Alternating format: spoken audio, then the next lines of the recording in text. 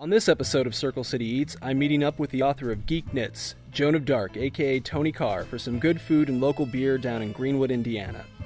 Greenwood is a small town of about 50,000 that borders Indianapolis' south side, and over the past few years it's become home to a number of locally owned and operated restaurants and cafes. One of these restaurants, Vino is our first stop of the evening. Vino is not just a restaurant, but also a full-service wine shop with a selection of over 450 international and regional wines. Why is this one of your favorite places in Greenwood? I mean, I've never even heard of this place, but it's been here for 4 years. Yeah, the owner of this place used to come into my coffee shop all the time. I mean, he still does every day. And he was talking about quitting the banking world and opening a wine store. And we're like, in Greenwood? That doesn't sound like a very smart idea, dude. And then he was like, yeah, we're going to serve food and all this. And the more he talked about it, the more I was like, that's going to be actually really cool. And sure enough, I mean, most nights you can't get a table without a reservation. It's really popular. It's really fun. And it's like a nice, easy place to just grab wine with girlfriends, hang out, get a little tipsy, go shoe shopping afterwards, you know. It's fun. It's easy. It's light food. You know, you can share with a lot of friends. All right. Very cool. And alcohol. And alcohol. Yeah. And you definitely have to be kind of adventurous in your food choices when you're used to chain restaurants where it's going to be the same menu in every city and the food's going to always taste the same. Whereas someplace like this, you have to kind of be like, how do I pronounce that? What is that? But everybody's always so good about explaining things to you. And even downstairs, I told the guy working, I said, I like this wine and this wine. And he said, well, then you'll love this wine. So they're really good about pairing things with you and finding what you like. Right, and that's part of, like, you know, catering to, you know, people's specific tastes and, you know, part of, I guess, modern food culture. And it's something that I don't think's touched every part of the city yet, but it seems to be growing down here in Greenwood. Do you think it's something that's going to catch on throughout this, you know, metro area of Indy, or is it just, you know, Greenwood's got it right now, there's maybe a few other places, or do you see it as sort of a citywide thing? I think it's going to be definitely citywide. You're already seeing the movement, like on Mass Ave and Fletcher Place, you know, downtown Indy, and I think it's definitely going to spread around. Greenwood, I felt like was actually a little late to the party as far as it went, but now they've really, like the past 2 years, it's really been booming. I know we've been at the coffee shop busier than we ever have. It grows every year, but this past year has just been a boom where we've had to hire more staff, and you know, being able to work solo or even with 2 baristas just doesn't happen anymore. And I see the same thing here where, you know, it's crowded, it's buzzing, they have more servers than they used to have, so it's great. I think that's really important too. It's not just, you know, I believe in keeping my money in my city and in my state. So when I spend money, I try to do it locally because I want my money to support where I live. And that's not going to happen going to a McDonald's or a Taco Bell or anything like that. And I also think there's been kind of a shift to enjoy our food more. You know, it's weird when you go through a phase where you eat fast food every day and then you give it up for even a month or 2 and try to go back to it, you feel awful afterwards. Whereas eating stuff like this that is locally produced and locally farmed, you feel different, you feel better. Right. We have food. We have food. Oh, okay, but not Taco Bell. No. Thank you so much. You're welcome. Yeah, I did this shift of going from Taco Bell to like Roscoe's Tacos, which is local, and it's so much better. Like the flavor's better. Yeah, it's a couple more bucks, but you get more food. Everybody there is really cheerful and happy to see you. You walk in the door and everybody's like, hey, and they know you and know your order, which is kind of sad. Plus, it has one of the best names I've ever heard from a taco joint. Come on, that's...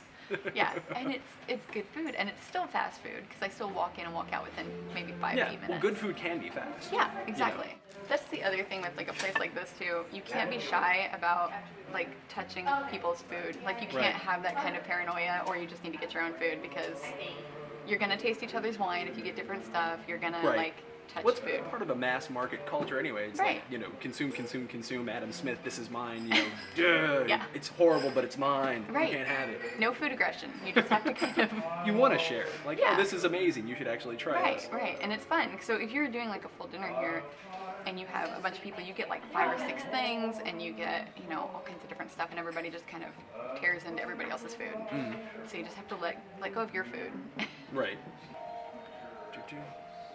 Take one of these. Whoa, whoa, whoa, whoa, whoa. See if I can control myself. Woo! Just cut it. Right, and see here. See, there you go. See, just there you go. Thank you. You just have to be that way. All right. Soften that up. I could eat the cheese without the bread. Right? I always come here with my girlfriends. We get super loud and obnoxious. And then we tip really well to make up for it. But this wine is good. Right? Yeah. It's a Pinot. Mm-hmm. Pinot Noir. And you've never had this one before. I haven't. I always do Letitia or Wild Horse. And then I try to branch out a little bit. Like, if I'm with a big group, we'll do something a little cheaper, like 19 Crimes. Because those are fun. That bottle, every cork has one of the 19 crimes that would get you sent to Australia listed on it. So that's always fun. There's plenty of good wine. Like, people think an excellent bottle of wine is going to run you like 60, 70 bucks. There's great wine that's like $9 a bottle. Yeah, this one's like 20. It's not bad at all. This is not bad at all. No. David, did you want some of this? I know you probably haven't had dinner. Have some. Yeah, eat some. There's another plate. It's, it's for everybody. You can edit yourself out later. It's kind of fun to be obnoxious to the camera.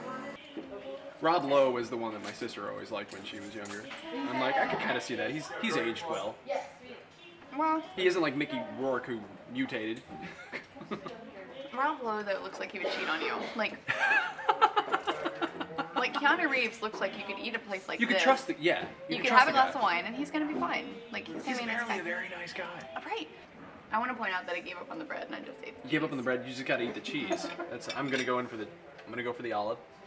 I'm just going to go right in for this big, greasy mother of cheese.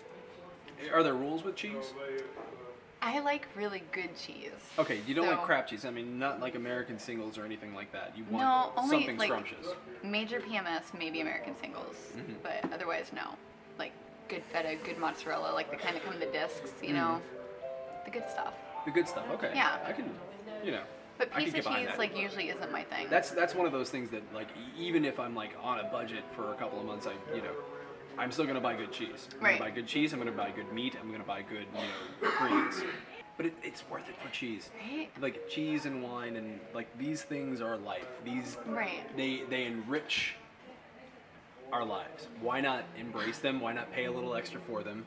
You can go and you can get like a $3 bottle of wine at Walmart and have a grilled cheese sandwich, but it's not the same. No. It doesn't taste the same. No.